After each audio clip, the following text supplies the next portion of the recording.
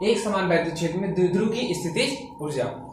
Electric field में एक uniform electric field है जिसमें हम एक डाइपोल की पोटेंशियल एनर्जी के बारे में बात करेंगे। भैया पोटेंशियल एनर्जी जो हम बात करते थे वो होता क्या था आखिरकार?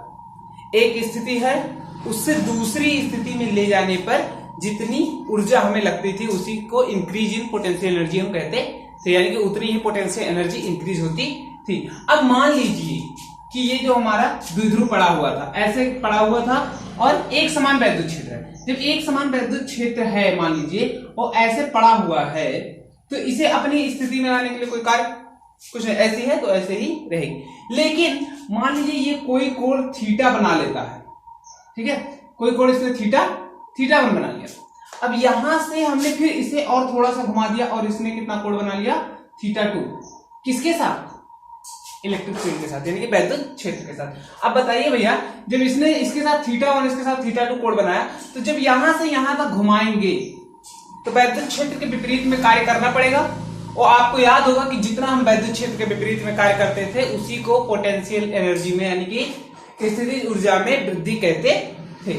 अच्छा, जितनी ऊर्जा ले जाने में वापस लगी है उतनी ही ऊर्जा लाने में लगेगी। तो भैया जब एक समान वैद्युत क्षेत्र में होता है ये, तो ये दिक्कत क्या आ जाती है कि जितनी ऊर्जा लगा के करते हैं उतनी ऊर्जा इस पे अपने आप इस दिशा में लगने लगती है और ये चाहता है कि ये पुनः उसी दिशा में जैसे पहले था वैसे हो जाए, जिसको रिस्टोरिंग फोर्स कहते हैं, यानी कि अपनी पुनः स्थिति में लाने के लिए लगाया गया बल।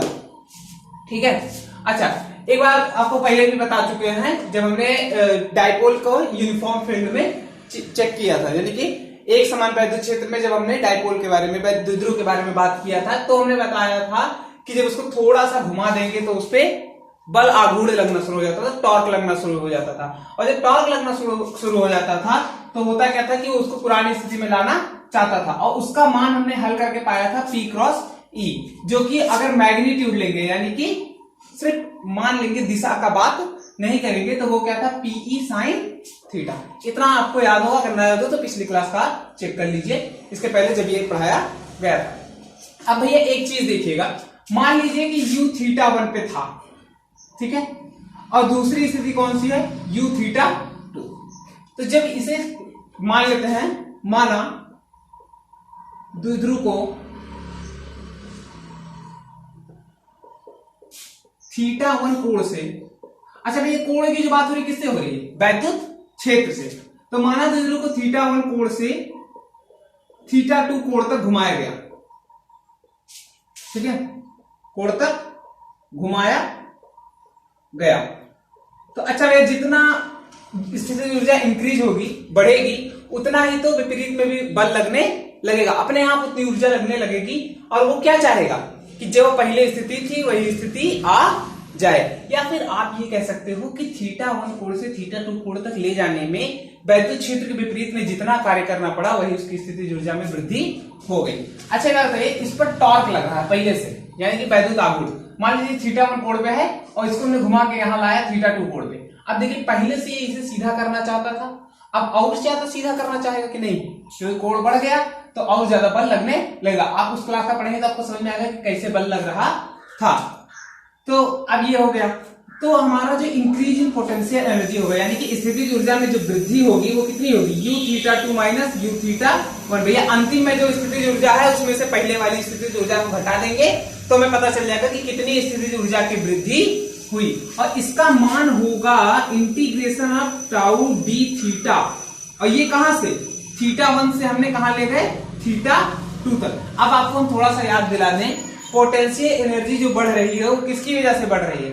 जो बल आघूर्ण लग रहा है उसकी वजह से। और क्या बढ़ाने पे बढ़ रही है? थीटा कोण बढ़ाने पे बढ़ रही है। आपने पहले भी शायद पढ़ा हो U equal to minus F dot dr, हमने पहले भी पढ़ाया है। तो उसमें क्या कार्य करता था? बल कार्य करता था और दूरी बढ़ती थी, दूरी में अंतर आता था। लेकिन यहां पे क्या बढ़ रहा है? बल आघूर्ण। और अंतर किस में आ रहा है? कोण में। तो जब आप घूर्णन की बात करेंगे, क्योंकि यहाँ पे जो स्थितिज ऊर्जा की बात हो रही है वो घूर्णन स्थितिज ऊर्जा है, तो जब घूर्णन की बात करेंगे तो आप बल आघूर्ण और कोण का बात करेंगे। अब देख लीजिए भैया, टाउ बराबर यहां से हम ले लेते हैं, इसको इक्वेशन 1 नाम देते हैं। तो समीकरण 1 से समीकरण 1 से हम लेंगे तो क्या हो जाएगा, u theta 2 minus u theta 1 बराबर integration of theta 1 to theta 2 PE sine theta d theta. ठीक है, एक बात आप भैया थोड़ा सा ध्यान दीजिएगा, P यहां पे बदलेगा क्या, नहीं, और एक समान वैद्युत क्षेत्र है। अच्छा ये क्या है, वैद्युत द्विध्रुव आघूर्ण। ठीक है, जिसका मतलब था, हम आपको याद दिला दें कि दोनों आवेशों के बीच की दूरी गुणे एक आवेश। तो यहां पे अगर 2l लंबाई है तो P बराबर क्या होता था, Q गुणे 2l, अगर दोनों आवेशों के बीच की दूरी 2l है तो। ठीक है, तो U, अच्छा यानी कि ये बदलेगा नहीं भैया, दोनों आवेश नहीं बदलेंगे और आवेश के बीच की दूरी भी बदलेगी नहीं। और E वैद्युत क्षेत्र में एक समान, तो वो भी बदलेगा नहीं। आपको याद हो इंटीग्रेशन यानी कि समाकलन या अवकलन उसका करते हैं जो बदलता है, तो बदल कौन रहा है यहाँ पे, कोण थीटा, तो थीटा का सिर्फ अवकलन होगा। और ये दोनों क्या है, नियतांक है, कांस्टेंट है, तो ये दोनों बाहर आ जाएंगे। तो यहां हम इसके आगे लिख देते हैं, जो u theta 2 minus u theta 1 हम नहीं लिख रहे हैं, उसके आगे लिख रहे हैं, यहाँ पे क्या आ जाएगा, पीई को बाहर ले लेते हैं और इंटीग्रेशन ऑफ थीटा 1 से थीटा 2 ले रहे हैं साइन थीटा डी थीटा। ठीक है, अब एक चीज आप देखिएगा भैया, जो integration of sine theta d theta होता है वो होता है माइनस ऑफ कॉस थीटा। तो माइनस ऑफ कॉस थीटा आ जाएगा, तो क्या आ जाएगा हमारा पीई और माइनस ऑफ कॉस थीटा और थीटा 1 से थीटा 2। अब एक चीज हम आपको बता दें, जब ये आता है तो करते क्या है कि पहले ऊपर वाले को, इसको कहते हैं हाइयर लिमिट और इसको कहते हैं लोअर लिमिट। तो हाइयर लिमिट को पहले रखते हैं, फिर माइनस करते हैं और उसके बाद लोअर लिमिट को रखते हैं। तो हम रख लेते हैं, तो पीई हमारा क्या आ जाएगा, माइनस ऑफ कॉस थीटा 2। अच्छा देखिए, माइनस और माइनस यहां पे है, यहां माइनस करेंगे और माइनस कॉस थीटा 1 आएगा, तो माइनस माइनस यहां लिख दे भैया, माइनस कॉस थीटा 1, ये हो गया। तो ये माइनस माइनस क्या हो जाएगा, प्लस हो जाएगा। तो ये हमारा आ क्या जाएगा, मिटा देते हैं यहां ऊपर, तो उसका देख लेते हैं। अच्छा एक चीज और जान लीजिए, ये कोण जो है थीटा 1 और थीटा 2 ये कुछ भी हो सकता है, ऐसा नहीं है कि कोई इसमें से ज्यादा होना चाहिए या कोई कम होना चाहिए। थीटा 2 या फिर थीटा 1 दोनों में से कोई भी वैल्यू हो सकती है। तो u theta 2 minus u theta 1 हमारा कितना आ जाएगा, पीई। अच्छा ये आपको पता होगा, प्लस वाला आगे रख लेते हैं और माइनस वाला पीछे लिख देते हैं। तो यहां देख रहे हैं प्लस में आ रहा है कॉस थीटा 1, तो कॉस थीटा 1 को हम आगे लिख देते हैं और माइनस कॉस थीटा 2 हो गया।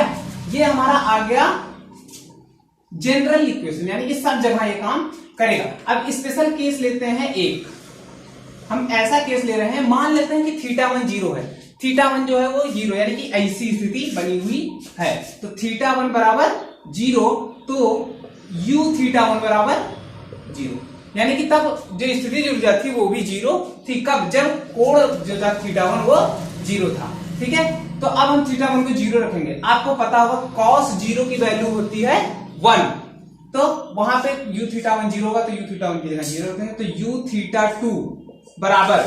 अच्छा एक बात आप देखिएगा, ये आ रहा है कि कितनी ऊर्जा बढ़ी, कितनी स्थिति ऊर्जा बढ़ी, क्योंकि हमने इसको शून्य मान लिया है, जैसे हम अनंत में मानते थे विभव में।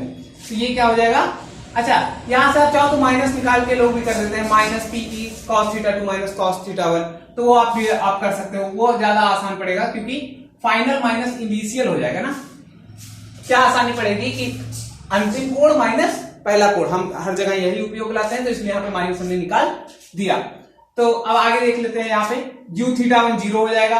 अब माइनस पीई और आएगा क्या, कॉस थीटा 2 तो वही रहेगा, और माइनस कॉस थीटा 1, थीटा 1 की जगह 0 रखेंगे, और कॉस 0 की वैल्यू कितनी होती है 1।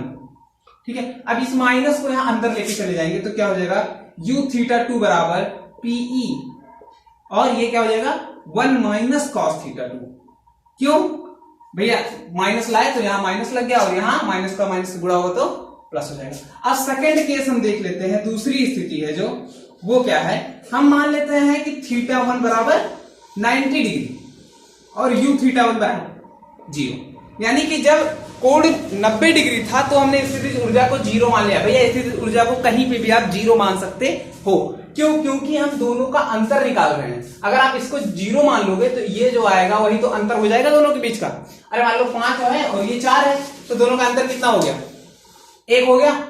5 - 4 1 हो गया। अब इसको अगर तुम 0 मान लोगे तो ये कितना हो जाएगा? 1 हो जाएगा, तभी तो अंतर उतना ही आएगा। तो हमें स्थितिज ऊर्जा में अंतर बताना है, तो जब 1 को 0 मान लेंगे तो दूसरे वाले की जो वैल्यू आएगी वही दोनों के बीच का अंतर हो जाएगा। तो भैया u थीटा 1 हमने 90 डिग्री में, cos 90 डिग्री की वैल्यू कितनी होती है भैया? 0 होती है। तो अब हम यहां पे रख देते हैं, तो u थीटा 2 बराबर कितना आ जाएगा? -pe cos थीटा 2 और -0, उसको लिखने की जरूरत नहीं है। तो ये u थीटा 2 बराबर क्या आ जाएगा हमारा? -pe cos theta 2। अब आप ध्यान दीजिए थोड़ा सा, तो ये क्या है? सदिश का गुणन है, डॉट प्रोडक्ट। डॉट प्रोडक्ट आपको याद होगा कि vector a dot vector b बराबर क्या होता था? mod a mod b cos theta. ठीक है, तो उसी तरह तो ये हो गया वेक्टर p का मॉड, वेक्टर e का मॉड और दोनों के बीच का कोण। भैया चाहे p के बीच का कोण कहो या द्विध्रुव के बीच का कोण करो, बात एक के होती है। ठीक है, तो u थीटा 2 बराबर हमारा क्या आ जाएगा? माइनस वही रहेगा और vector p dot vector e। भाई ये वाला अगर आपको बात याद होगा तभी यहां से आप हल कर पाओगे। हमने क्या किया? ये जो लिखा हुआ था इसको सदिश में बदल दिया, तो ये हमारा आ गया 90 अंश के कोण पे। अगर आप इसको और इसको नहीं भी याद रखोगे तो भी कोई दिक्कत नहीं है, लेकिन आपको ये वाला पॉइंट याद होना चाहिए, तभी आप आगे क्वेश्चन सॉल्व कर पाएंगे। तो आज के लिए इतना ही रखते हैं, बाकी हम अगली क्लास में पढ़ेंगे।